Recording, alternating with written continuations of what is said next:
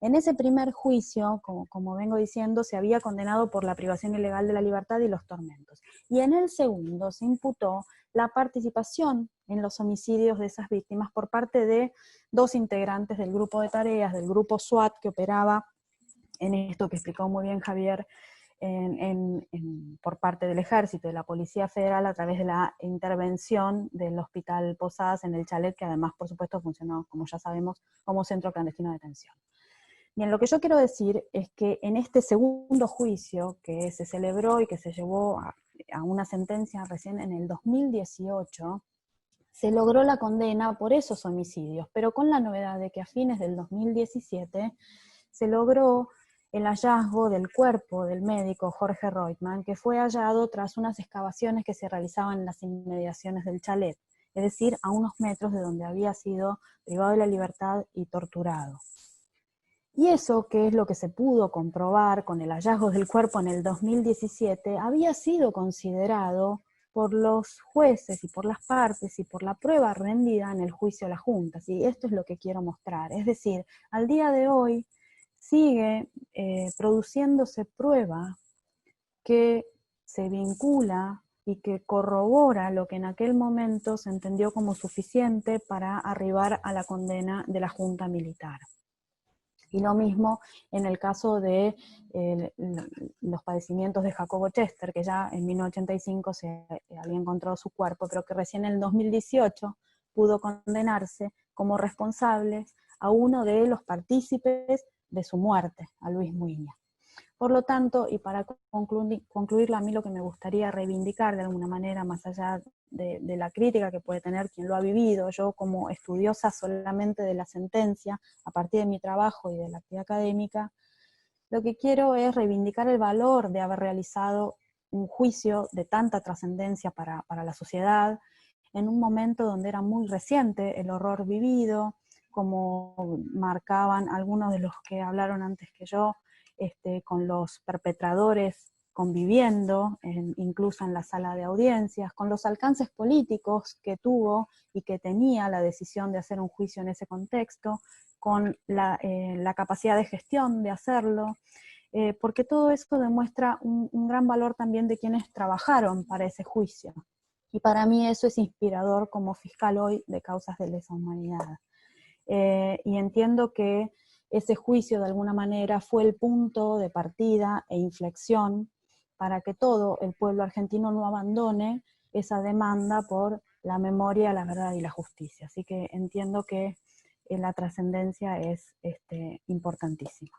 Bueno, muchísimas gracias y quedo a disposición de todos. Gracias, Ángeles.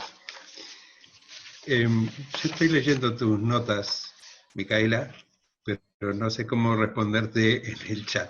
Pero bueno, no, Micaela me avisa de que parece ser que Zule tuvo algún problema con la computadora y salió de la reunión.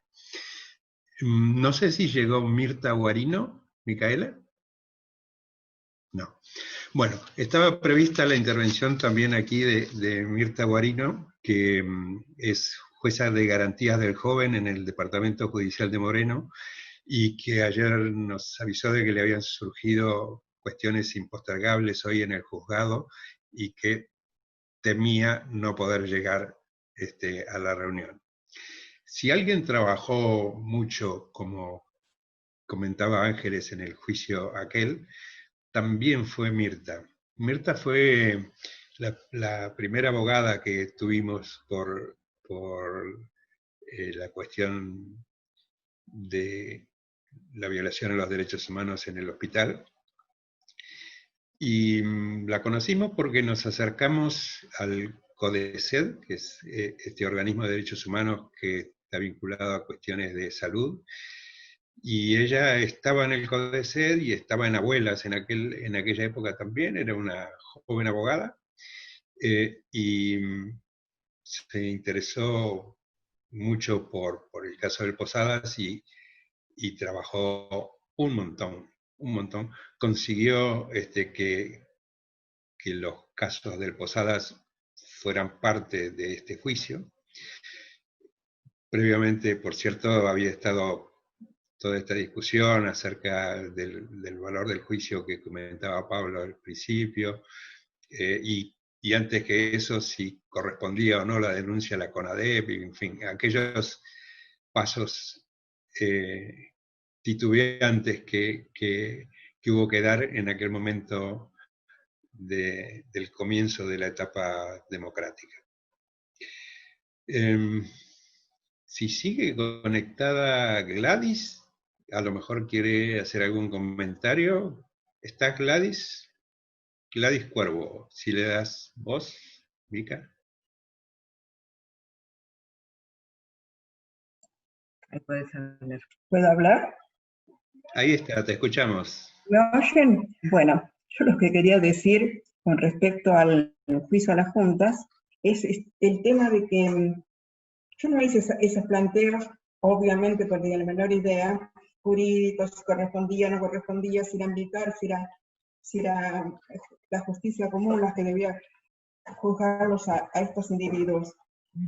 Yo cuando me llamaron a declarar en el juicio, primero cuando llamaron a la CONADEP, tenía un poco de temor, tenía temores, no tan grandes como debía haberlos tenido. Tenía mis temores y consulté con mis hijos respecto a ellos para ver si yo iba a declarar, porque obviamente yo era la única persona que podía decir fehacientemente que el chalet había sido un lugar de detención y tortura, e incluso muerto, porque lo de Reyman me consta que murió ahí. Y después de eso le pregunté a mis hijos y me dijeron, mi hija me dijo, no, sí, tenés que ir. Mi hijo me dijo, haz lo que quieras, es problema tuyo. Entonces fuimos a la CONADEP primero y después al juicio. Yo no sé si es ser valiente, si no sé nada. No tenía la menor idea de que eso era tan peligroso. Sabía que alrededor de Alfonsín, porque uno se informa por todos lados, ¿no? Que alrededor de Alfonsín había quienes estaban de acuerdo con el juicio y había quienes no. Sabía que Luder, por ejemplo, de haber salido electo, iba a aprobar la autoamnistía de los militares, lo que significaba que también estaba ese partido en contra. No apoyaba para nada el juicio. Pero yo fui, me reuní con mis compañeros y decidimos ir. Yo fui, debo decir que para mí el juicio fue liberador. Pude decir en voz alta lo que tenía atrapado dentro de mí durante no sé cuántos años, 9 años. Pude decirlo en voz alta para todo el mundo. Además creo que ese juicio sirvió para que mucha gente que decía, por algo habrá sido, no pasó nada, son todos cuentos, se diera cuenta que no todo era, no pasó nada, son todos cuentos, inventan, que se diera cuenta de eso. Eso fue que en el 87, cuando hicieron la primera sonada de Alfonsín, salió 1 millón de personas a la calle, no fue por casualidad, no fueron los radicales, fue el pueblo que estaba ya enterado de las barbaridades que habían hecho los milicos. Yo creo que en ese sentido el juicio fue muy valioso, en ese y en otros más, porque el pueblo siguió convencido de llevar las banderas de los derechos humanos. Y además, a mí me parece que ese juicio yo lo sigo valorando, porque para mí fue un hito no argentino, un hito mundial. Por más que en otros lados se haya hecho esto o aquello, no sé. Es el único lugar donde se juzgó, que tuvo no voy a decir lo que, porque Javier ya dijo que no es catología, que se tuvo la voluntad, digamos, de juzgar a estos asesinos sin temor y sin detenerse. Luego vinieron las decepciones, la obediencia de vida, el punto final, todo eso, muchas decepciones. Pero el juicio para mí sigue siendo invalorable. Muchas gracias. Perdón, Carlos, ¿me escuchás? Sí. Sí, sí. Me avisan que está el doctor Gil Lavedra en el Zoom, por ahí, si alguien quiere, si él quiere decir algo, compartir algo con nosotros. Gil Lavedra tiene la posibilidad de participar, si nos hace la distinción.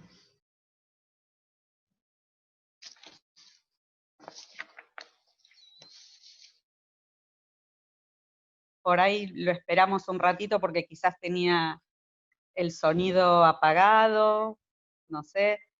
Mientras, si ¿puedo decir algo? Claro. Bueno, decir por ahí para los más jóvenes, que todos cuentan que eran tan chiquititos en la época del juicio y qué sé yo, que cuando hicimos el juicio no existían los celulares, no existían ni siquiera los mails, todos nosotros vivíamos en la provincia, viajábamos más de 1 hora y media en tren y colectivo y subte para llegar a las reuniones ya sea en Abuelas o en el CODECED, y poder acordar alguna palabra, alguna cosa que nos permita seguir adelante con esta línea de justicia. Que Mirta era jovencísima y valerosísima porque, nada, nunca, si bien en ese momento existían las presiones, ella nunca tuvo temor a seguir adelante porque sus convicciones fueron mucho más fuertes que todo lo que nos pasó en esos días. Mi humilde homenaje a las madres, que en ese momento yo trabajaba con las madres de Plaza de Mayo, y no todas estaban de acuerdo con el juicio ni con presentarse en el juicio, pero algunas creían que sí, que era una posibilidad importante, lo mismo que la CONADEP, y que no había que desperdiciarla. Y fueron ellas, la verdad, las que me sugirieron que planteara esto de no soy amiga ni enemiga, pero los considero enemigos de la humanidad. No fue algo mío. Con respecto a Gladys, creo que Gladys sintetiza y simboliza todo lo que es esta dirección de género y derechos humanos, ¿no? El testimonio de ella, tanto en el juicio como en la CONADEP, como todas las veces que ha tenido que declarar y volver a transitar de alguna manera por esos momentos tan dolorosos, simbolizan y enaltecen lo que es la lucha de género y de derechos humanos. En ese mismo sentido, mi recuerdo eterno para Adriana Calvo de Laborde y para todos los exdetenidos que, bueno, ellos en ese momento tuvieron, en la época del juicio, tuvieron la necesidad de organizarse, de juntarse y de decidir si corrían un poco los temores y podían salir a dar testimonio de todo lo que les había pasado, y eso me parece que tuvo gran peso y gran fuerza en el juicio porque contaron el horror desde adentro. Los familiares podíamos contar lo poco que sabíamos desde afuera, pero los ex detenidos contaron lo que vivieron desde adentro y contaron quiénes fueron los perpetradores con nombre y apellido. Esto me parece que es valiosísimo y vaya mi reconocimiento eterno. Muchas, muchas gracias. Gracias a vos, Zule. Si estaba por ahí Cristina Pfluger todavía y quiere hacer algún comentario.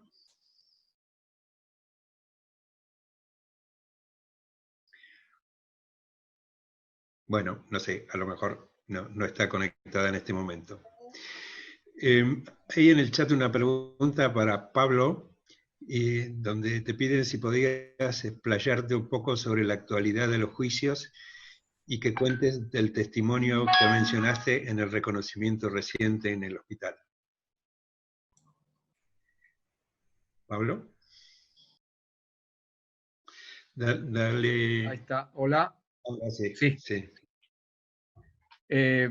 Sobre el tema de los juicios, bueno, ustedes saben que la buena noticia dentro de todo en estas últimas 2 semanas, sobre todo, ha sido la reanudación de una serie de juicios por estos sistemas de aplicaciones digitales.